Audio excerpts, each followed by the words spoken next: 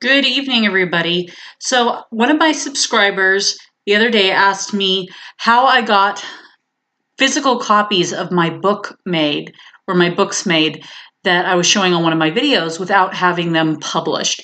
So today, on their request, I'm going to be showing you how to use KDP to order a proof copy of your book without actually publishing it all the way.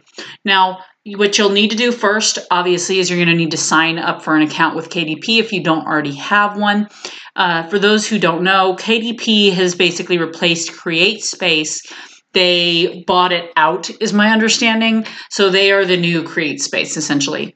So you will need to create an account. It's just like creating a email account or something like that. So you just go ahead and set that up with username, password, whatever junk they ask you to sign up for. I'm not going to show you how to do that. You can figure that out for yourselves. It's not difficult. So anyway, once you're signed up for an account and you sign into your account, this is the first page on KDP. Now, as you can see, I've already got a couple of books in here because I do. Now, this one's only in here. This was like a draft I made because I was fidgeting with their cover creator tool, but I can't get it to go away. So I've got two of the same book in case you haven't noticed. But what you're going to want when you don't already have your book uploaded and all that jazz is you're going to want to go to either paperback or Kindle ebook if you're doing a Kindle ebook. However, seeing as this is to give you information on how to get a printed copy of your book, a proof copy, you'd want to select this option right here. I'm not going to click that because I'm not going to do this from scratch. I'm just going to kind of walk you through with one of mine. So let me go ahead and show you. Once you click this paperback option right here, it will take you to this first screen. Oops, if it doesn't boot me out. Hold on. I just logged in and it's booting me out. There we go. All right. It does that a lot, by the way. You will probably notice that it will kick you out partway through the previewer loading up. That happens frequently, just so you know. So this is the first page that you'll see, and you'll have to fill out when you go to set up a paperback copy of your book on KDP. You'll be expected to put in whatever language it's in, the book title, any subtitle, series info, author name, descriptions, whatever. Now, I'm going to tell you just right from the get-go, before we get too far into this, that anything you might read during this demonstration of my book or the back is, one, copyright, and two, it's very rough drafts with this particular version that's uploaded, so no judging allowed at all. So anyway, this is the first page that you're going to see, and it has some of that stuff that you got to fill in, and then you just go ahead and go to save and continue. And I will tell you that quite a few of the parts of KDP seem to take forever to load. I'm working on Utopia Internet too, which if you're not familiar with it, it is pretty fast.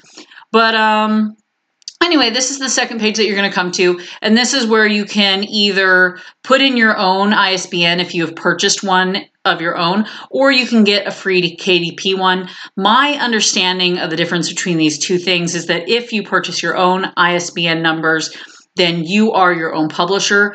KDP does not get listed as your publisher, is my understanding, but don't quote me on that. I haven't looked a lot into that yet, and I don't know what kind of difference that actually makes. So we're going to move right on through here. You got publication date, all that jazz, so you can choose when you're going to actually publish. You've got the print options as far as your cover and your internal parts of your book. Now, I always choose black and white interior with cream paper. I think the white paper is just a little harsh on the eyes for anybody who has to read too long. And color interior with white paper, I'm not really going to need because I'm not going to have any colored things that need to be colored in my book by the time it's printed, but you might. Trim size, I usually choose 5x8 just because it's the closest thing to like a normal novel size to me. I don't write particularly long books, so that size tends to cater well to the size of book that I have, but experiment with it and figure out your own. Bleed, no bleed, matte or glossy. I personally have learned the hard way that I actually prefer glossy. The first couple books I ordered were matte, and it looks real nice until you get any of your fingerprints on it because it messes it up real quick. So anyway, this is the first part you're going to come to here, that you'll have to upload your manuscript. Now with this, I really, really recommend doing this as a PDF file, as it says here.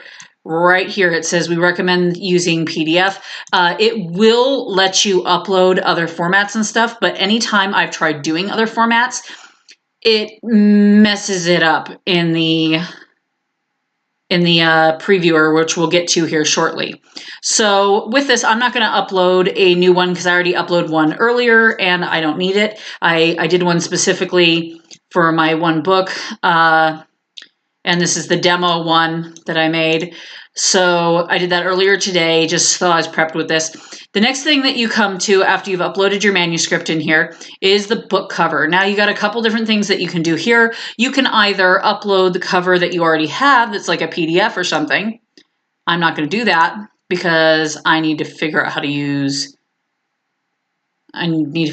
software that'll do that. But you can also use their cover creator tool. Now I'm going to show you what that is because it is kind of interesting. And by interesting, I mean wildly disappointing. So we're going to wait and let this load. It's going a little bit faster. Here we go. Like I said, no judging me because this is just a rough mock-up. So here is basically the cover that I kind of made as a mock-up cover for my own print when I did my first draft so that I could read through it without having to read it off a screen right after NaNoWriMo. Now, the first thing it's actually going to have you do, but since I've already done it, it's not showing it. First thing that will typically pop up is this Choose Design screen. All right, and then here's the different designs that you can choose from that it has. Like I've mentioned in my previous video where I talked about the pros and cons of KDP versus CreateSpace, there are significantly less options in KDP than there were in CreateSpace. I think CreateSpace had like 28 to like 36 different designs you could choose from. And as you can see, there's 6 on this screen. There's 5 on this screen, and that's all you get as far as these design options. And as you can see, a lot of them are just very, very similar to each other. There's not a lot of choices you get. But in this particular instance, I did pick this one right here. So we're going to just stick to that one. We're not going to do anything with it. So this is what we've got. We've got this, and it's warning me that my images are too low resolution. Honestly, I have not found that that was a problem with this image. It came out really nice and sharp on my particular book, regardless of the fact that it's telling that it's low res. So let me just show you around the cover creator a little bit more. There's not a lot of options with this cover creator in comparison to the CreateSpace one. And I apologize if you can hear my dog in the background. So you can choose your color schemes down here. You got a bunch of different options in here. You can, if you wanted to pick from a variety of colors for different parts of your scheme, because there's like 3 different main colors that go into this, you can mess with these as you wish. The other thing you can do is you can pick different layouts, and they have several of these. They have 1, 2, 3, 4, 8. So they have 8, and they have about 8 of them. So again, it's a little bit more limited than some other ones, or at least that CreateSpace was. You can also choose like font styles for your writing, and they're a little bit limited as well. As you can tell, there's not, well, I guess they got a few more options than some of the other ones, but it's still a little limited. And that's pretty much it for that. Now, from this point, what you would need to do is you're going to need to hit preview. And let's see how long this takes to load, because it was taking a while earlier today when I was doing this.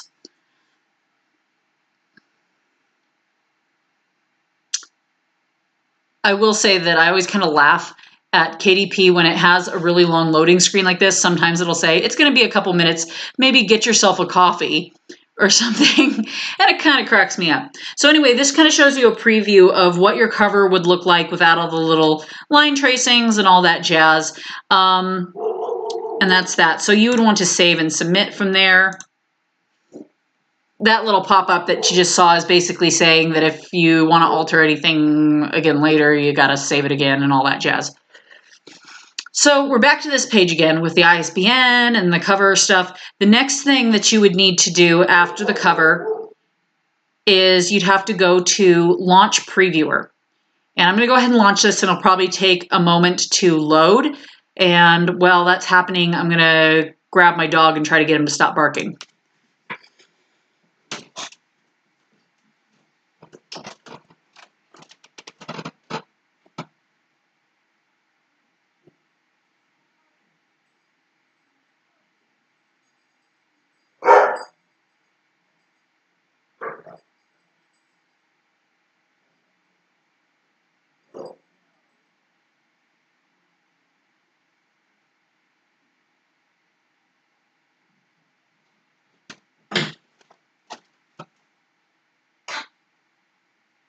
Here, come.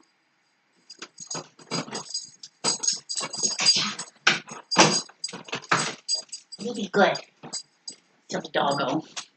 So as you can see, this is taking a while to load. Now, what they're basically doing is, I guess, checking over all the little details like your gutter spacing and your fonts and all that jazz, just to make sure there's no problems that would prevent them from actually being able to print your book. So we're just going to hang in there, see how much longer this takes. I've had it take up to 45 minutes, to be honest with you. So if that's the case, I'll go ahead and fast forward through this part. But as you can see, this can take a little while.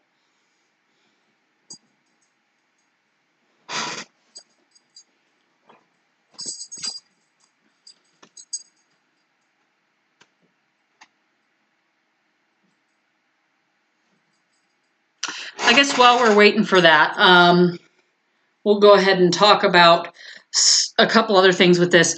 Now, I won't be able to show you this because I'm not going to actually print a proof copy right now because I don't need another proof copy. I'm waiting till I'm done with this draft and then also like 2 more drafts before I order another copy for myself. Not in the business of wasting that much paper. But with this, the only difference that I've noticed between the proof copies and actual copies that would be getting sent out, because there is some differences, or at least one difference majorly with KDP that was not an issue with CreateSpace. CreateSpace's proof copies just came with a little sheet in the back that said this is a proof copy, or something along those lines. This is an unedited proof or something along those lines. Whereas KDP actually has a little banner that goes across the front of the book. I did show this in one of my other videos where I was talking about the pros and cons of KDP. Oh, look, it seems like it's going. But with that is the major difference you're going to notice between a proof copy and the actual copy of your book. So this is the previewer tool. Thank you. And you can pretty much see what your book would theoretically look like from front to back in here. And up here on the left, it'll typically show you any sort of problems or anything that's in it that are going to cause it print problems. And if you do have any major problems, like your gutter size is not the right size, which is something that I run into frequently, little tip, because this is not a formatting video. I will probably do a formatting video sometime in the future. But if you get an error that says your gutter size is not sufficient, remember that if you're working in Microsoft Word, what KDP calls your gutter, which is the middle of the book where your book opens and in the center, is what Microsoft Word calls your outside margin when you're setting up your margins. So you're going to want to increase your outside margin in Microsoft Word if it's saying that your gutter size is not sufficient. Anyway, if you do have any major issues that it does not like, it will not allow you to approve. This button will be grayed out and you will only be able to exit Print Previewer. You cannot edit anything in Print Previewer. You are stuck looking at what you've got and and going from there. So this is kind of me just flipping through, and you can see that this is how I currently have it formatted. I haven't done all my formatting yet. As you can tell, there's nothing up at the top in the top margin yet, and there's probably a bunch of little issues here and there. But you can basically flip through your entire book, make sure that all your chapter headings are in the right spot. They've got sufficient spacing from the top of the page if you're doing spacing.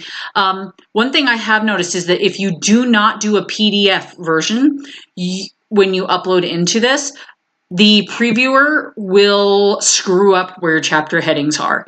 You'll have, like, for example, this chapter 2 heading might be over here right underneath this paragraph, even though it's not how your Microsoft Word document is or whatever that you uploaded into it. So that's pretty much that. One thing I do feel I should mention, because CreateSpace used to have this really awesome tool when you did the previewer, and it was somewhere up here. There was like view 3D copy or something, and it would show like a 3D rendered image of your book from the outside as it would look once it's printed, that would rotate, and it was awesome. KDP does not have that, unfortunately, and it's a little annoying because I kind of liked that, and it was fun to print my book and fantasize about how it was going to look like that when I got it. Anyway, I just wanted to complain about that for a second. So we're going to go ahead and approve. And we're going to move on, because this video, I guarantee, is getting far longer than I wanted. So we're back to this page again with the ISBN, all that jazz. We've done the print previewers, and this little summary thing is going to pop up. Now, this is going to tell you what your printing cost is, meaning how much you have to pay for your proof copies. I believe that is also the price that you would pay once you publish it, if you want to order copies yourself to sell, where they're not having to sell them for you. However, I am not sure about that because I haven't published anything yet. So I'll get back to you on that. But as you can see, that's pretty darn reasonable for ordering your own copy of your book that's printed and all that jazz. So next page is going to end up being the pricing of your book and a breakdown of what your royalties would be. Let me just go ahead and let this move here. There we go. So we got this, and you got your distribution options and all that jazz. I'm not going to go into that. You got your price, and I've just got a random price in there to kind of show you how this works. And you got this drop down thing, which we're not going to get into, but I just use the Amazon.com one. And you've got your royalty rate and your printing and all that jazz right here. Now, when you get to this page, do not hit publish your paperback book unless you want to publish it. Seeing as you're watching this video just to get a proof copy, you don't want this button. You want this proof copies section right here. So if you hit this, it's going to take you to a place where you can order yourself proof copies. Now you can select a quantity. Up to 5 is the highest it seems to go at a time. And then you have to choose which marketplace to do it from. I just always do Amazon.com. Now, I am not going to hit the submit proof copy request button because I don't want one right now. But typically that's what you would hit next. And it's going to, I believe it takes you to a thing that basically says that, if I remember right, it says that your order will appear in your Amazon cart within the next, I want to say it's 24 to 48 hours, if I remember right. Let's see if it says something right here. It does not. But, oh, here we go. So it says within 24 hours of receiving the email. So, let's see. So, oh, that's what it was. There was this extra step. So, what you're going to get is you're going to get an email that with a link to complete your proof order. You've got to do your payment and all that crap. So then once you get your email, which should arrive within 4 hours, I've always had them arrive within about 2 hours, however, and I've done this about twice. But it says within 4 hours, and then you need to complete your order within 24 hours. So you'll end up having to go to your Amazon cart and then actually pay for the books and check out and then have it shipped to you. So that is pretty much it. There's not much more to that as far as getting a proof copy made. That's pretty much it. This is how you get back to the homepage, by the way, where your books are.